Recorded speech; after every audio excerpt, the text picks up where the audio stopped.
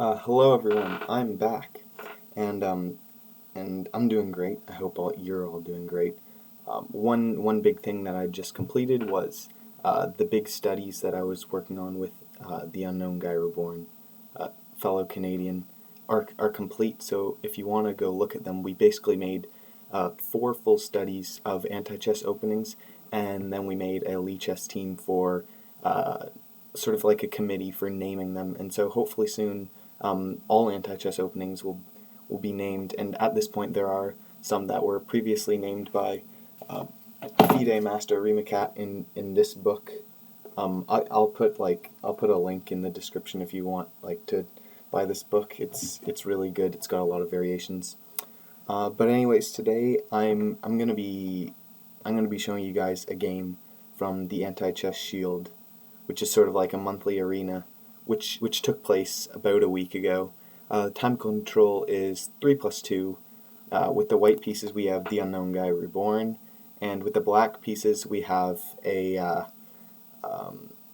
strong player, probably 2200 level about, called Leaves from the Vine, and this player's relatively new, so but they're a very good player and it's a very good game. So I just thought I'd show you guys this game because in particular there's a couple moves that are really interesting, and so yeah, let's get started. The Unknown Guy Reborn starts out with e3, and we have b5. Bishop takes b5, and Leaves from the Vine goes for the antique defense, which is c6. So bishop takes, knight takes. Obviously, if pawn takes, then we have the queen. Well, the bishop opens up, and it will have to take the queen, and it will have lots of pieces it will have to take. It's a loss in general. So anyways, that's why knight takes. We have b4, knight takes b4, and queen f3, which is the strongest move. If knight happens to take here, then queen takes here is actually a win for white. But being a very strong player, Leaves from the Vine takes on c2 instead, and normally the main line is queen takes f7, because that way after the king takes back, the knight will sort of be stuck down here. It won't be super stuck down here, but it's not exactly easy to protect and save and eventually get rid of. But in this case, the Unknown Guy Reborn takes on a8, and so we have knight takes on e1, obviously getting rid of the king, very strong endgame piece.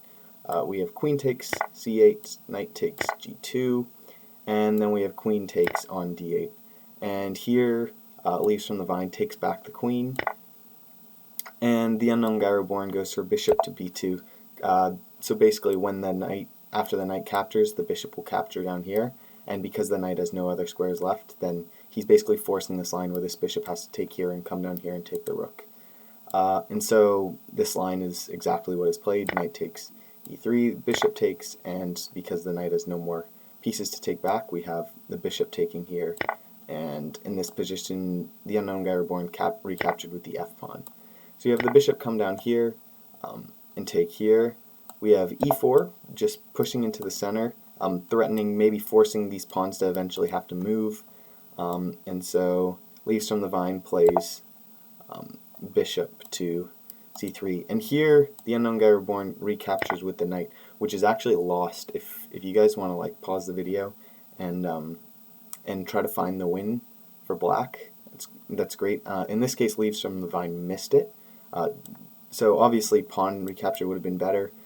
He started out with the right moves actually, so for those of you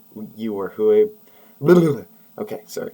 The correct move here is f5, and after the pawn takes f5, we are seeing this all in the game. d5, knight captures, and then there are several moves that win here. If you found e6 in particular, my favorite line is knight h6, because after knight captures, it's just beautiful that the knight has to come back and capture. So in particular, I really like that line. But Leaves from the Vine missed this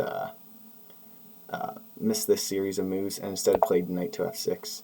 And so the Unknown Guy Reborn captures the knight, recaptures with this pawn, and then we have knight to f3.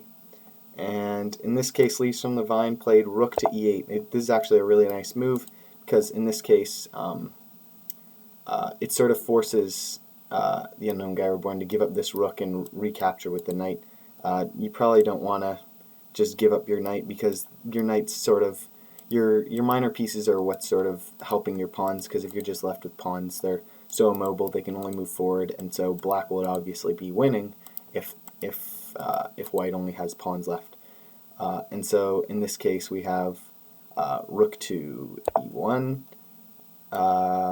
rook captures, knight captures, and then we have h5 starting to push the pawns. Leaves from the Vine knows that if he can push the pawns and somehow get them towards the center or on the Unknown Guy Reborn's side, then it will be mostly king versus knight endgame, and even with the pawns, like, king should be winning in most cases. So he decides to start pushing the pawns. So we have the Unknown Guy Reborn responding by stopping the advance of this pawn, and then we have a5 over here.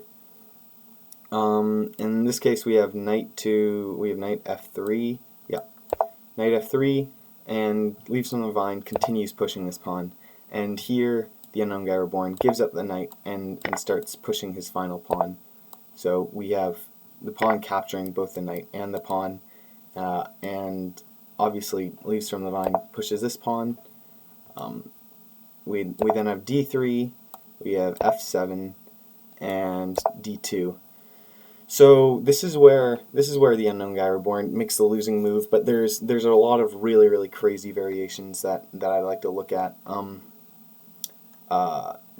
So if you wanna try to find the best move for white, then you can pause the video, because there's a couple tricky variations. Black in theory is winning, whether it's in 50 moves or in 20 moves, but there are ways for white to prolong this for a very long time, and some tricky variations that white can do. In this case, the Unknown Guy Reborn promoted to bishop, which is a loss in 4. If you like, I'll show you after what white could have done, but if you want to try to find this mate in 4, it's a little bit tricky, and so if you wanna try to find it, I'll give you a couple seconds. So if you found it, and that's really cool. In this case, Leaves from the Vine played gave up the king first. After the bishop took, he gave up this pawn, and here's the star move here is promotion to bishop, because this bishop will have to move. This bishop is the only piece that can move. This pawn can't move. This pawn's blocked, and because this bishop has to move, then the bishop can be given up to this pawn. So it's really a special move, because you can't push this pawn. This bishop's the only piece that can move, and so you can give it up. So in this case, bishop to e7 was played, and after Leaves from the Vine gave up the bishop, he won the game against the Unknown Guy Reborn. Really great game. I just wanted to show, if white here, the best move for white is a3. Just you're advancing the pawn, and one of my favorite lines that comes out of this is black would definitely be eager to promote to rook because it's very strong in the endgame, but the reason rook doesn't sort of immediately win is actually crazy. Like, if you want, like, please pause the video and try to find it. I was so shocked when I saw this. It's totally one of my favorite lines right now. There's only one move, and the the move is actually knight promotion. Black is still winning here, but it's crazy that knight promotion actually works, and it gives white a chance in the game.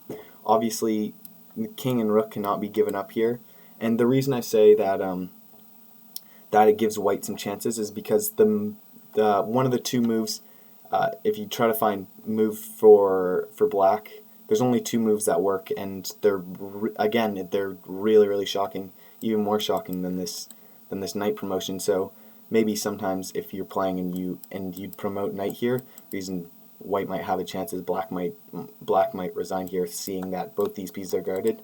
But two moves that black actually has are rook to d4 and rook to h1, which are really ridiculous. If you look at that move, you never think how in the world does that work out. So firstly, if white plays, let's look at all the moves. If white plays here, then after the rook captures, there's nothing that the knight can do to sort of to win this game on the spot. Like this move, like you can't give up the knight that way. You can't give up the knight this way. You can't give up the knight this way. So obviously that move doesn't work. If we then have knight to g6, then after the rook captures, the knight recaptures right back, and it's actually forced mate in only 8 moves now because the pawn's going to capture, and then it's just a knight versus king endgame. So obviously that move doesn't work. We could see this move, but then after this, the knight captures the king, and obviously this is much better for black. Black has a rook, white has a knight, and as long as black can promote this pawn, it's going to be a very easy win for black. So that move doesn't work, and then the crazy one, in my opinion, is knight to d7 doesn't work because after the rook takes, the rook is only on this file, so the knight can't get up to the rook, and because the knight is basically like right beside the king, it actually can't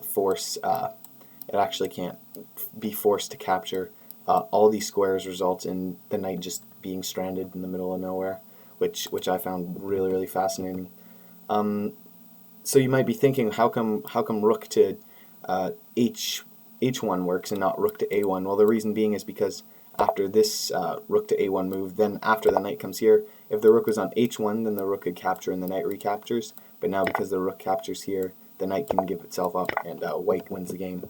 So in general, that was white's best approach, is to push a3, probably see a rook promotion. It's the most, like, when you're looking for rook promotion, you're not expecting to see knight promotion here, and then following that, it's going to be very tricky to see rather rook to h1 or rook to d4. It's just really crazy moves. It's so much to calculate. So that was probably white's best bet, but nonetheless, it was a really, really amazing game and a great tactic spotted by Leaves from the Vine, giving up the king and the pawn and then promoting bishop at the end here. So I just thought it was a great game to show you guys, because it absolutely blew my mind, not only this move in the game, but the whole variation afterwards with the knight promotion and rook to h1 or rook to d4 or whatever you want to play there. I just thought it was really amazing.